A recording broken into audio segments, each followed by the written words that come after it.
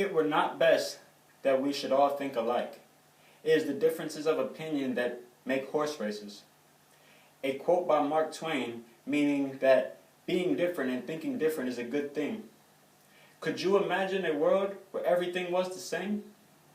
Same religion, same race, same political views, same language, and the list goes on. It would make the world a boring place. Difference, no matter the aspect of it, makes the world a better place. Now, I know many share my opinion when I say we would not want to live in a world where everything was the same.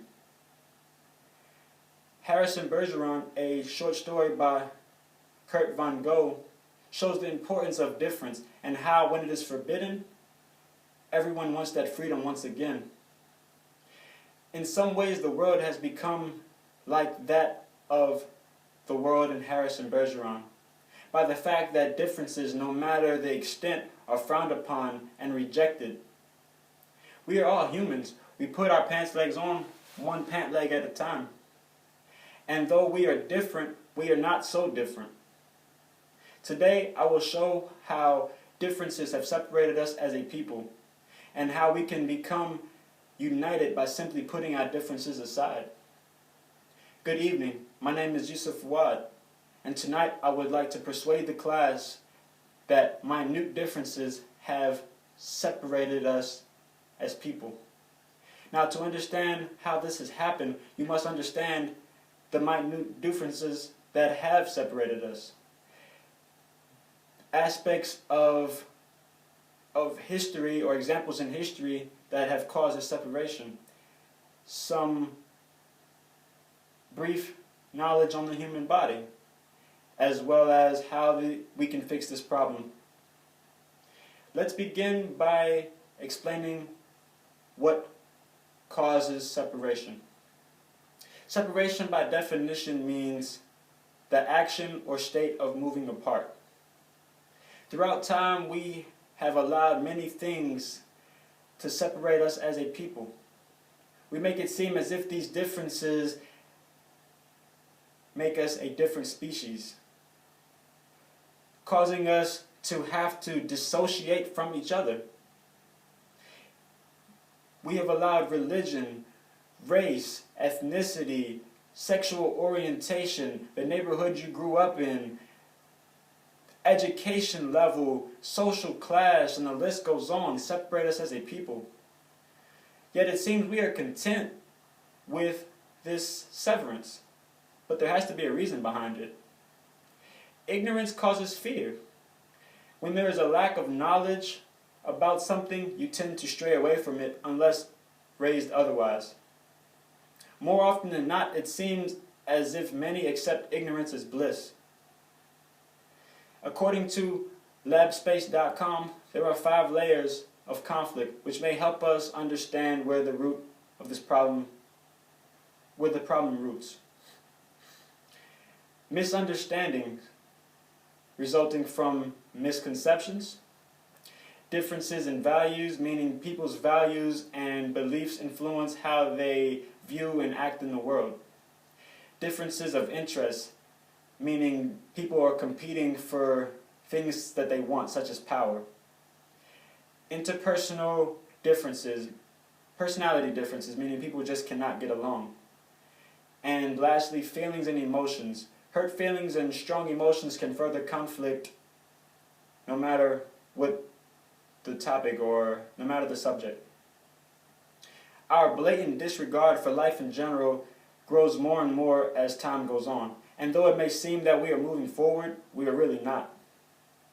Contributing to this break in link between people of different kinds. We don't care about ourselves. We slowly kill ourselves using drugs, smoking cigarettes, drinking copious amounts of alcohol, and we throw our lives as if this time we have been given is not a gift, as if we have nothing to live for. Many live day to day as if they cannot think past tomorrow. Sleep has become more important than taking care of your responsibilities or keeping a job. And worse than that, we cannot respect ourselves. Now, if we can do all of this to ourselves, how can we fathom treating others well or having respect for others? The answer is we cannot. This is why murder, rape, homelessness, and starvation have skyrocketed in the past years. Nelson Mandela once said, "No one is born hating another person because of the color of his skin, or his background, or his religion. People must learn to hate, and if they can learn to hate, they can be taught to love. For love comes more naturally to the human heart than its opposite." So how does this contribute to the separation amongst us? Are we really as different as we think? There are many examples in history that shows how we have allowed this ignorance to create conflict and separate us as people. Since the beginning of time, we have realized differences between ourselves and have allowed that to tear us apart. For example, slavery in America, one of the biggest divides amongst the race aspect. It lasted 246 years. It started the separation between whites and blacks, the separation within the black community through a play on differences of age, intelligence, size, shade, sex, and through this Willie Lynch theory, molding the minds of the black community for hundreds of years, generation after generation. Religion is another major cause of separation. Differences in beliefs and values contribute to this major conflict, many times leading to persecution. For example, the war in the Middle East has caused a separation between Muslims and Christians. The extermination of the Jews by Hitler created a separation between Jews and Christians.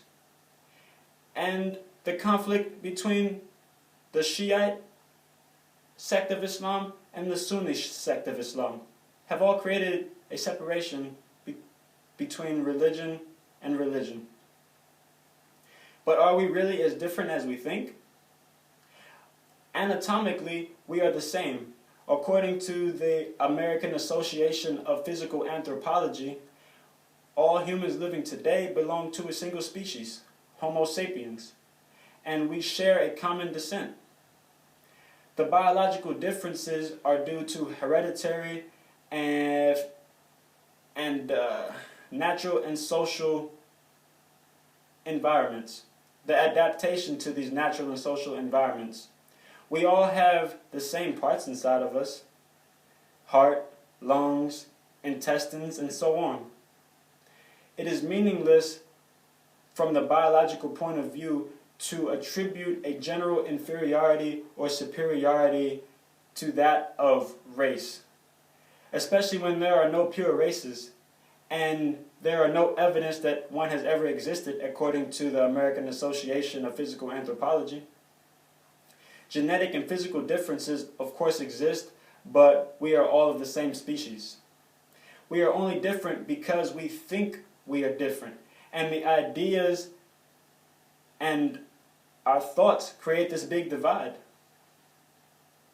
Now that a basic understanding of separation of the people has been established, how can we rid the world of this problem? All the things that separate us have the ability to unite us.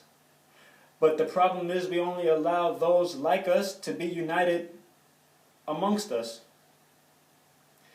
However, it is simpler than we think to unite the world and rid the world of this problem of separation. Some ways to start are being open-minded, being considerate, having the willingness to learn about things foreign to us, and giving acceptance no matter the situation. We as people are too close-minded. It is almost as if we broaden our horizons, then we must change as well. Just because one is black does not mean you have to act like that. Just because one is gay does not mean you have to be gay. Just because one is Muslim does not mean you have to convert to Islam.